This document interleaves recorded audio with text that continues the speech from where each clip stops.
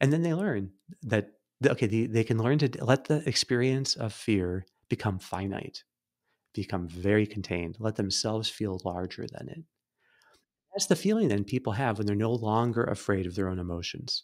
They realize the emotions can be there, but they're bigger than those emotions. They're not submerged in them anymore.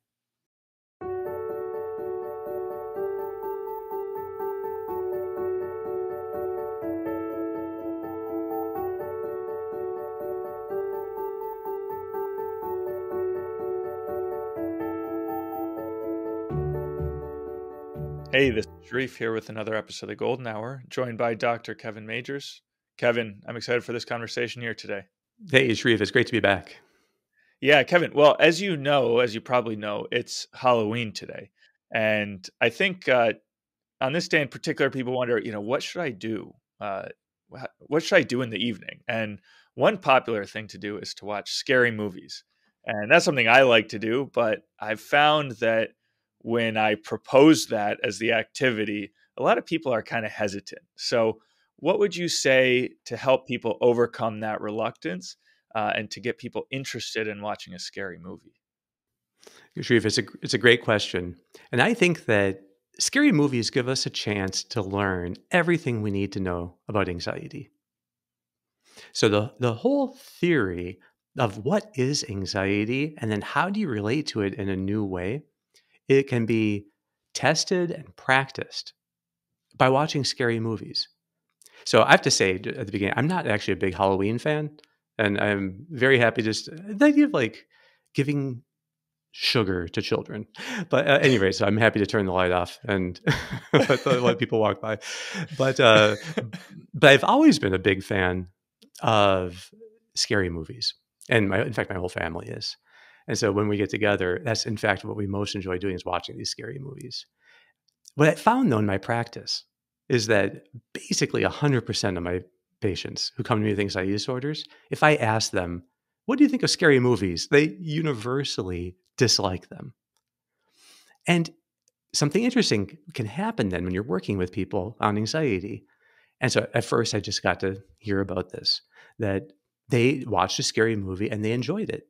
And also, it happened that people that, like friends that I knew that really dislike scary movies, eventually I would teach them how to use the scary movie as practice in welcoming anxiety, reframing it, and then being mindful of it. And they reported having a completely different experience. So I found that, in fact, that you can teach people basically everything. And when it comes to reframing anxiety and being mindful of anxiety and leaning into it by helping them to get the most out of scary movies.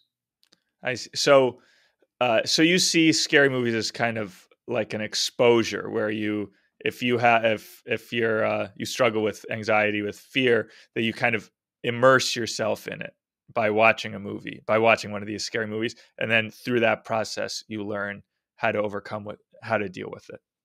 Yeah, because in fact, there's only one anxiety disorder, and it's where anxiety itself is seen as something disordered. So it's the fear of fear that's the essence of every anxiety disorder. So getting people over anxiety is really just a matter of changing the relationship to this one emotion. But I also found when I talk to my patients about their experience with anxiety and watching scary movies, this is a strange concept, but I'll try to make it clear. They experience it as like a kind of force field that they're immersed in. Somehow they're submerged in the emotion. So that it's all around them and it just feels like this is reality. And so when they watch something scary, they're like, oh, this is just too intense. Because they think that somehow it's like, well, they're submerged in the emotional experience. And people who love scary movies either don't have that or they're seeking that feeling.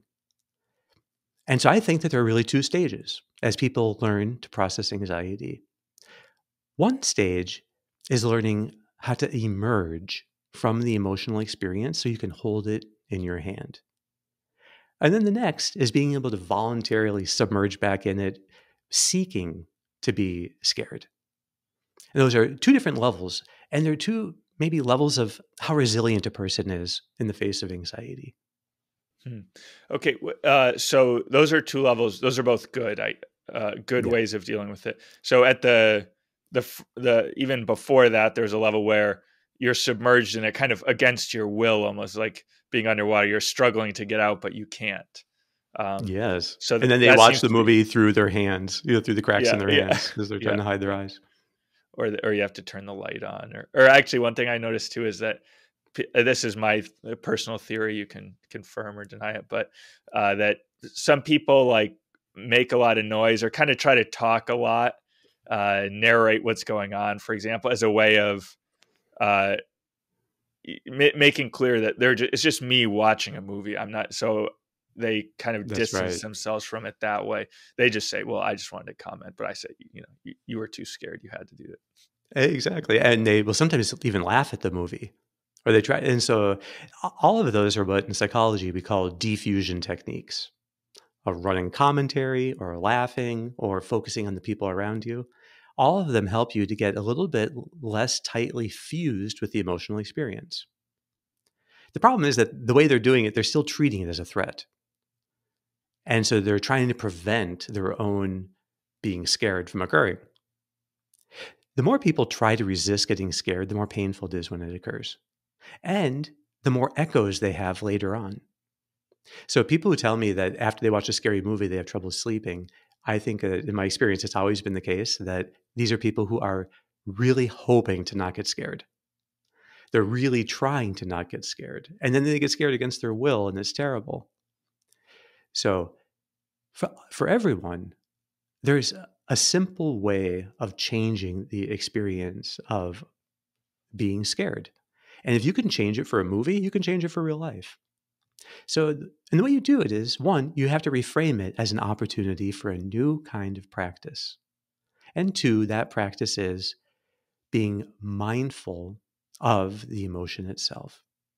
So I think when people are submerged in an emotion, sometimes it's like imagine a person who's gotten hit by a huge wave that's taller than them at the ocean, and they're spinning around. They don't know what way's up. Well, that being caught in a wave, my patients with very intense anxiety identify with that kind of image, that's what it feels like. And I think that's what it can feel like even when people are watching a scary movie. They just like, they get disoriented by it. They're not like, what way's up? And so you imagine then that wave churning and spiraling and spiraling. And now imagine that it's shrunk to something instead of being submerged in it. Now they've shrunk it and they're holding it in their hands like a goldfish bowl that you can see through. And you can see in the bowl the swirling of the wave. So, this is what happens when people learn to emerge from the emotion. And that is what mindfulness does. There's a clear neuroscience behind it. So, Kevin, is that the same as that's different from the diffusion techniques where people are just you're emerging? It sounds kind of similar to diffusion, or maybe it is diffusion. It's another word that you're using for diffusion. But can you help distinguish that process of emerging through mindfulness, being aware that you're feeling this versus the negative The way problem, that you the mentioned? problem with like an unmindful form of diffusion, like comedy during a scary movie, is that it leaves the thing as a threat that they're really desperate to avoid. But in this case, you're using diffusion as a way of enhancing your experience of the emotion itself. So it's pro emotion, not anti emotion. But it's feeling the emotion physically, particularly in the tension in the very front of your chest. When a person can physicalize their experience of the emotion, they shrink it. And that's the experience they have of then like holding the goldfish bowl with the spiraling water in their hand. In that case, it doesn't matter how fast that water spirals. The more, the better, because you're feeling it from outside of it. There is a important shift in the person's stance towards the emotion where instead of being subjected to it, they have now objectified it. That subject object line is really important for your ability then to experience any emotion not as a world immersing event that is like just determining what's true right now, but just as a localized event, tension in the chest, a spiral that's happening there. As they do that, as they feel the emotion physically in the front of their chest, now it doesn't matter how high the anxiety goes.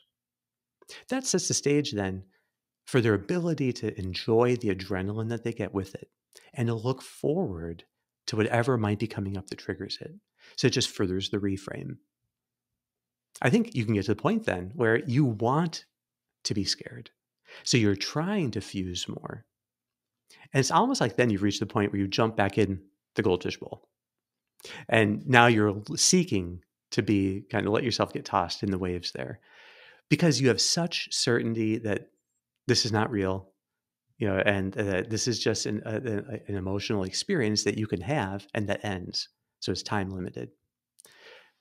That's when people then learn to really enjoy throwing themselves into scary movies and trying to fuse with them. Yeah, watch them in a dark room, on a stormy night or on Halloween night if your doorbell doesn't keep getting rung. Yeah, so that's my favorite way to watch scary movies is I tell everyone, okay, no talking for the whole thing. I mean, zero talking, period. If you want to talk, just leave now, or watch it, in your own room or something. And then I try to sit completely still because like any movement, it creates a wall between me and the movie that anytime I move, it's like, oh, it's me watching the movie, but I want to be totally immersed in the movie. So I try to sit totally still, totally quiet, and then I can just be there, like totally experiencing the movie. Is that kind of what you're talking about with submersion? Yeah. So once you know how to emerge from the emotion and to feel it physically, and I have to just stress that as you physicalize the emotional experience as a tension in the chest, it shrinks and you enlarge. Instead of being a tiny thing tossed in this big wave, you are now the container. So mindfulness enlarges us so that now we can hold it. Then that gives you the security to then dive back in and deliberately submerge. And that's the fun of these things. So I think that it's a great training that these things, we know that they're not threats in themselves. We know that scary movies are a bunch of adults pretending generally. So it's like it's all pretend taking place on camera. So so it's easy then, like with your rational mind, to see that in fact there's no threat here, which makes it easier to dive back in then Right, and to like let right. yourself seek being scared by it. That's right. Okay, so Kevin, a thought just occurred to me. I mean, uh, do you use this training for other types of movies with other emotions that might come about? If people had a phobia of sadness, you could have them watch a sad movie just to get the experience of it. In my practice, I don't see a lot of that, but it's conceivable that people could. If people had a phobia of anger or of others being angry, then watching things, the movie just is recreating emotional triggers that you can then experience mindfully. So you can learn to see what's it like to have empathy for these characters. Presumably, you could use it to practice building empathy. But scary movies have just such a great kind of track record in terms of like they've really gotten good at pushing buttons. And they even do very complex things, I think, in terms of psychology, where they give you an artificial sense of safety and they build it, and then towards the climax, they take it away. So you can always tell that um, there are these uh, they kind of set us up so that when we were feeling safe, or by proxy with these characters we're watching, then suddenly we realize no, it's not safe. So they've gotten, and then they make the threat seem worse and worse and worse. Like how evil the threat is gets scarier and scarier. So they do a great job of keeping on ratcheting it up. And I think that not you don't even need to watch like a 2 hour scary movie. You could just on YouTube do a search for short horror movie. And YouTube has 3, 4, 5 minute scary movies. And so I actually tell this to my patients to grab one of these and then just hit play. And these ones are really good at getting right to a scary thing. And as you feel the tension rising and you feel yourself getting scared, When it gets to like a 7 out of 10, you can pause it and then drink in the physical sensation. And I say drinking because that's what it feels like. That the anxiety gets projected by your amygdala into the chest wall, and it's going to be feel like a tension right around your sternum. And as you inhale, just a natural size inhale, not too big, you'll feel it kind of pulling tighter. And then as you exhale, no effort at all on the exhale, just let it happen. You'll feel everything relax. Every inhale drinks in just a little, another kind of quantum of tension, and then it gets less. And as you do that, then the person's anxiety will pretty rapidly come down, and then they hit it play again. They can keep going through. So you can kind of, when you're doing this for practice, do it at your own pace. It doesn't matter how quickly you get through it. And then they learn that, okay, they can learn to let the experience of fear become finite, become very contained, let themselves feel larger than it. That's the feeling then people have when they're no longer afraid of their own emotions. They realize the emotions can be there, but they're bigger than those emotions. They're not submerged in them anymore. Mhm. So, I think that's an interesting approach. One thing that I find surprising is that I know the brain in some way maybe cannot distinguish between reality and a movie, or at least there's some way, like by submerging yourself into it, that you kind of work out the same parts of your brain. But also that if someone has, say, fear of public speaking or fear of heights, that's the same system in your brain as like a fear of, I don't know, some supernatural evil in your house or something. I mean, so it's all this, there's just one fear system, there's just one type of fear that all of this is working out. I think that's right. So there can be different kinds of triggers for fear. So people have panic disorder. The trigger is a physical sensation that feels dangerous to them and leads to an oh no reaction.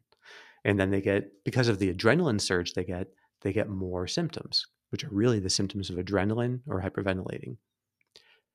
But that happens in any extreme case of fear.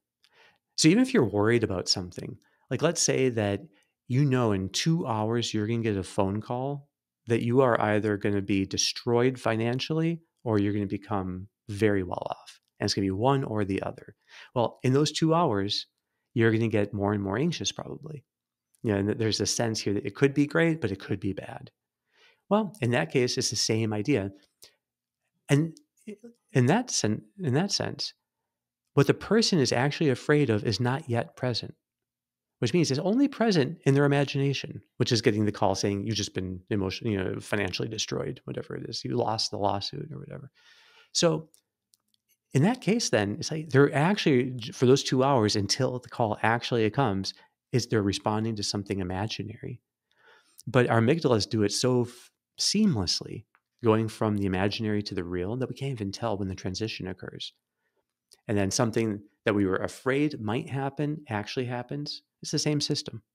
So, Kevin, what is your favorite movie to do this with? That's a great question. Uh, so it kind of depends on the sensitivities that people have, and some people have a kind of theological aversion to movies with the demonic in them. So now, in that case, maybe they would have no trouble with Sixth Sense, or even just moving to something purely natural, like a When a Stranger Calls. So there are these, movies that are, or Wait Until Dark, which is an old classic. So those movies don't have like the supernatural element in them. Just in case some people think that watching a movie about these things does something in the real world, and draws some kind of attention to oneself that one wouldn't want to have. So at least in my practice, I'm not going to debate that. So I'm looking for like what's the easiest win. Um, I do think that movies like The Conjuring in that series, or Insidious and in that series, um, The Exorcism of Emily Rose is another one that's classic, that people can use that are great for training. Again, I try to stay away from movies that have like really adult content in them because I think that just mixes up too many emotions and isn't really good for this work. And then movies that are sadistic, which I just find so distasteful.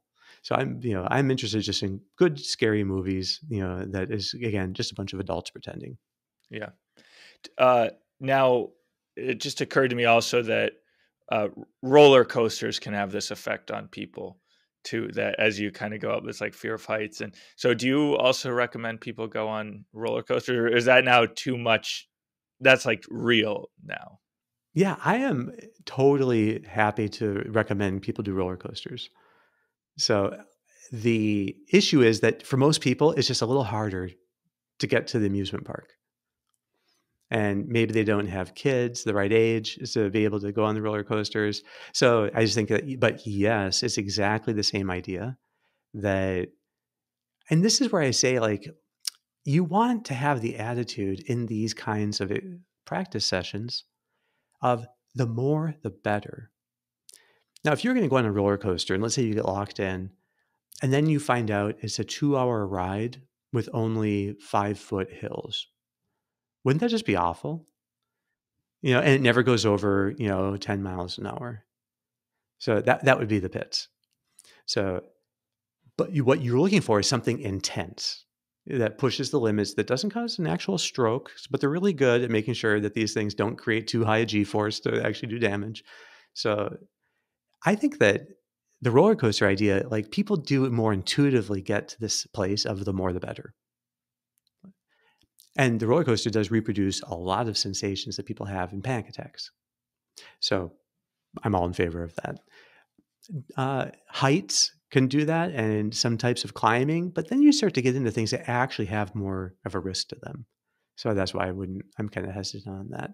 But with a scary movie, you really kind of want the attitude to be the more the better, bring it on. This is my practice. Because again, once the emotion has been physicalized and you're holding it in your hands, it's like the swirling fishbowl. It doesn't matter how fast it swirls. So because you're not submerged in it anymore. Or if you are, it's voluntarily. Yeah. So Kevin, you must be very excited about the whole metaverse thing and virtual reality because it seems like to watch a scary movie is one thing, but then you could actually put people into the experience of that exact situation. Again, no danger, but like a fully immersive. I mean, are you going to start using that in your practice? Yeah. Well, in some ways, I do that in my practice when I help people do very deep visualization exercises, which are basically hypnotic. And you get them very relaxed. And then you go through some, they're called process images, but you help people like going down a set of stairs, one after another, after another, after another, an elevator going down and down and down. And you can get people to the point then where they're very focused, very relaxed. And then you can bring to life the the thing that they're afraid of and let them really experience it. And that is a little bit like scripting horror movies for people. So I think if you can do that using just some rudimentary relaxation and visualization techniques, I don't really know what the metaverse would add, but hey, I'd be open to it. Okay, good.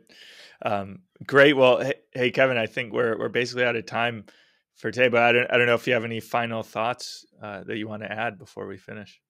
Well, one of the things that I remember I came across in reading Thomas Aquinas was he was asking of like the benefit of drama. And he said that the two most praiseworthy emotions to train yourself to have using drama are pity and nemesis.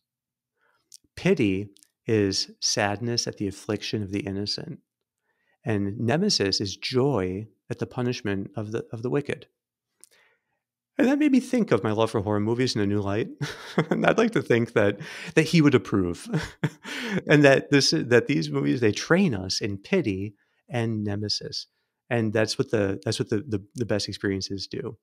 So maybe in fact there's like a positive shaping in our personalities that occurs as we learn to kind of practice in this unique way.